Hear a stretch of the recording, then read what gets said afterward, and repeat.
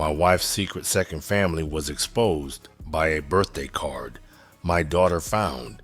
I never thought I'd be sharing my story, but after everything that happened, I feel like others might learn from my experience.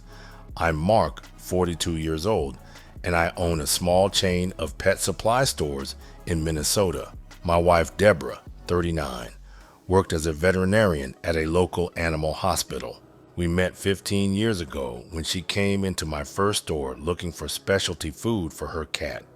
Our love story started simple and grew sort of rapidly. We dated for 2 years before getting married, and everything seemed perfect. We had 2 kids together, Georgette, who's now 12, and Justin, who's 9. Deborah was an amazing mom, always there for school events, helping with homework, and making sure our kids had everything they needed. I thought we had the perfect family. The day everything changed was like any other day. Nothing too crazy, just our normal routine. It was a Saturday morning in October 2023, and I was helping Georgette clean out her closet. She's getting older now and wanted to donate some of her kid stuff to make room for more grown-up things. While sorting through boxes, she found this birthday card that had slipped behind her dresser. "Dad, look at this weird card," Georgette said, holding up a slightly dusty envelope.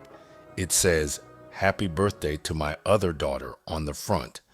I didn't think much of it at first, probably just some joke card that got mixed in with others. But when Georgette opened it, both our lives changed forever. Inside was a handwritten message that surprised the hell out of me. "To my dearest Sophie, happy 11th birthday. I'm sorry I can't be there today, but Mommy Deborah promises we'll celebrate next weekend when I come to visit. Love you always, Daddy Michael." The date on the card was from just 3 months ago. I am thinking to myself, what the fuck did I just read? Deborah didn't have any relatives named Michael or Sophie. And why would this card be in our house? Georgette looked confused too, asking me what it meant.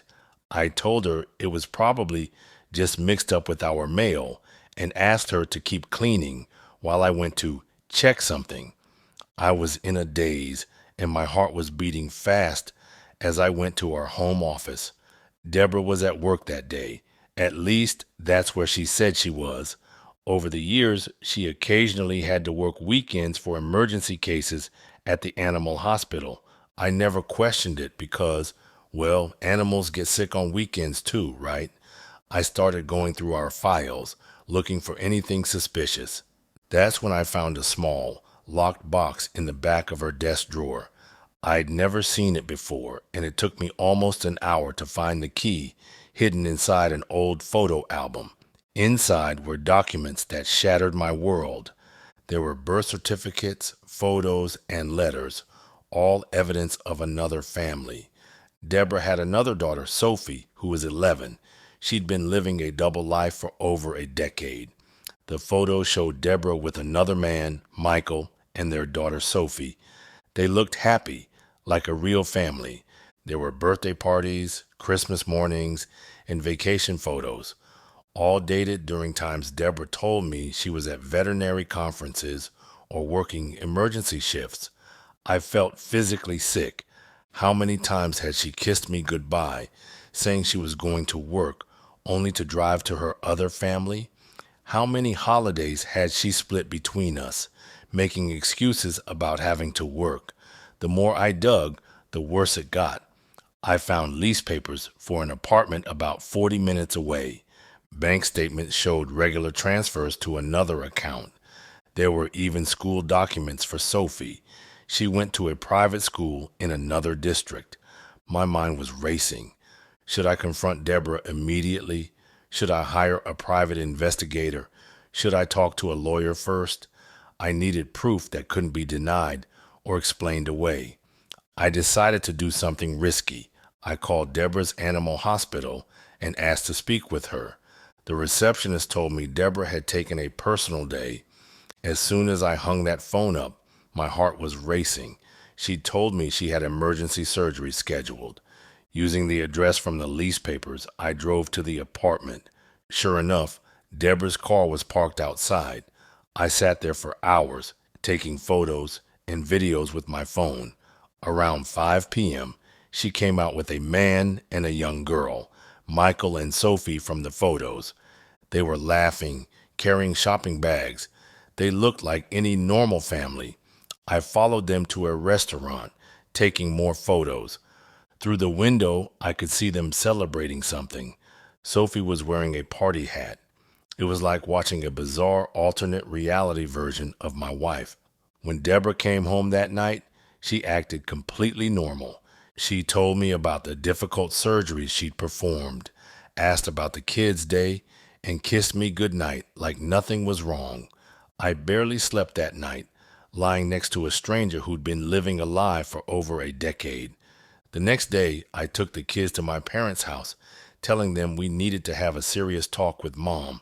I didn't want them there for what was about to happen. When I got home, I set up my phone to record and waited for Deborah. She came home around 6 p.m., calling out cheerfully, "Hey, honey, where are the kids?" "They're at my parents'. We need to talk about Sophie's birthday party yesterday."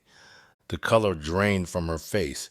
For a moment, she tried to play confused, but I pulled out the birthday card Georgette had found and laid out all the evidence I'd gathered.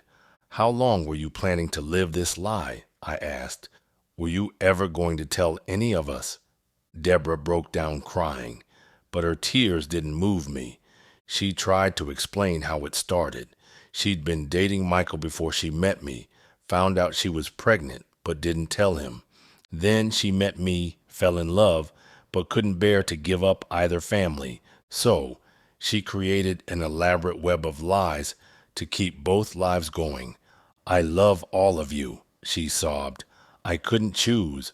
I didn't want to hurt anyone." "But you did hurt everyone," I said. "You've been lying to two families for over a decade. Our kids, Sophie, Michael, we all trusted you. How could you do this to us?" She begged me not to tell Michael, not to break up their family. The irony was staggering. She was more worried about her other family than the damage she'd done to ours. I told her she had two choices. Either she could tell Michael herself, or I would. She had 24 hours to decide. Then I left to pick up our kids from my parents. That night was the hardest of my life. How do you tell your children their mother has another family? How do you explain that kind of betrayal to a 12-year-old and a 9-year-old? Deborah chose to tell Michael herself. The next day, she called me crying, saying he'd thrown her out after learning the truth. Apparently, he'd had no idea about me or our kids either. She told him she worked as a traveling veterinary consultant, which explained her absences. The fallout was massive. Both families were devastated. Our kids were confused and hurt. Sophie, her other daughter, refused to speak to her. Michael filed for divorce immediately, and I did the same. The next few months were chaos. Deborah lost her job when both families complained to her workplace about her using fake emergency shifts to maintain her double life. She moved back in with her mom, who was just as shocked as everyone else. The divorce proceedings were complicated because of the two families involved. The courts had to consider custody arrangements for 3 children, division of assets that had been shared between 2 households, and the mental health impact on all involved. The kids needed therapy to deal with the betrayal. Georgette especially struggled, feeling responsible because she found the card. I had to constantly reassure her that none of this was her fault. Surprisingly, Michael and I ended up becoming friends through this ordeal. We both needed someone who understood exactly what we were going through. Our kids eventually met each other, and while it was awkward at first, they've started to form a relationship as half-siblings. It's been 8 months since that birthday card changed everything. Deborah still tries to maintain relationships with all 3 kids, but it's complicated. She's in therapy now, trying to understand why she created this elaborate deception instead of just choosing one family or being honest from the start. I'm focusing on healing and helping my kids cope. The pet supply stores are doing well, which helps provide stability. I've started dating again recently, but I'm taking it very slowly. I am just so afraid of trusting anyone at this time. The hardest part is watching my kids struggle with this new reality. They have questions I can't answer. Why wasn't our family enough? Did mom love her other family more? Will she lie to us again? Georgette started writing in a journal to process her feelings. Jason's gotten more clingy, afraid I might disappear too. Sophie, from what Michael tells me, has become withdrawn and struggles in school now. The most surreal part is how normal everything seemed for so many years. Deborah managed to maintain two completely separate lives, remembering every detail of her elaborate lies, keeping track of every story and excuse. The level of deception is still hard to comprehend. Looking back, there were signs I missed. The extra hours at work that never seemed to match her pay. The conferences that didn't appear in any veterinary journals. The way she kept her phone locked and never left it unattended. But who suspects their spouse has a whole other family? Last week, Georgette asked me if we could invite Sophie to her upcoming birthday party. She said, "Even though mom lied, Sophie's still my sister, right?" It broke my heart, but also gave me hope. Maybe something good can come from this mess. 3 kids who might have never known each other now have a chance to be siblings. Deborah's actions destroyed 2 families, but we're all slowly rebuilding. Different now, broken in ways we're still discovering, but healing. Michael and I have talked about having holiday gatherings together, letting all 3 kids spend time as siblings. It's not the family dynamic any of us expected, but we're trying to make the best of it for the kids' sake. The story made local news when both divorces were filed. People were fascinated by how someone could maintain 2 separate families for so long. I'm sharing this story now because I want people to understand that sometimes the biggest betrayals come from those we trust most. But I also want people to know that healing is possible, even from something this devastating. Yesterday, I found Georgette looking at old family photos. She asked me if those happy moments were real, or if mom was just pretending.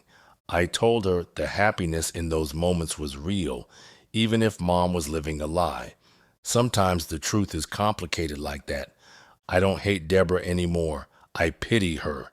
She had 2 families who loved her, and she threw it all away because she couldn't be honest.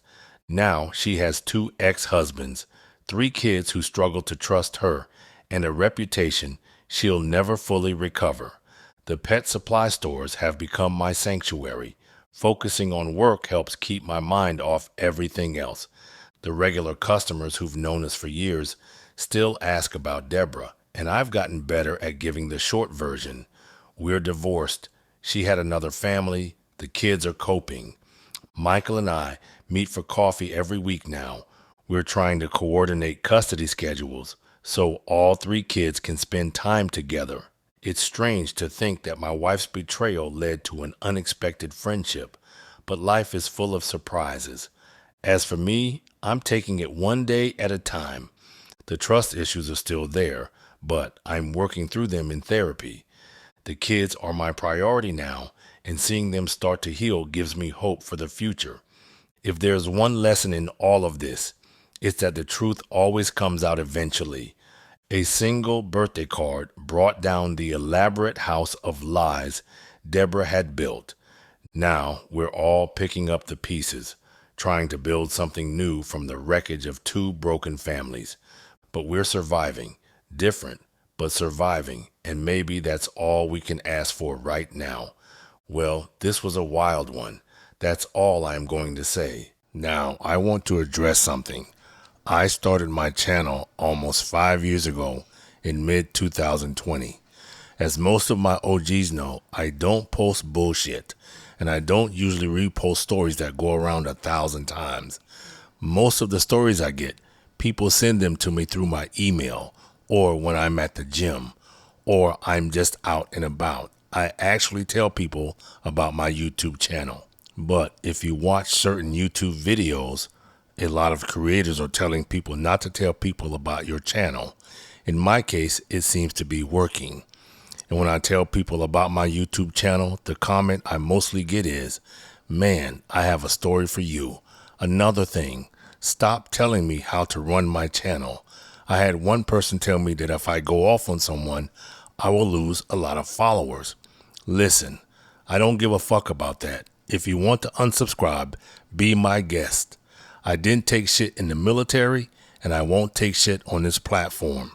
For my OGs, I am still grinding. Let's go.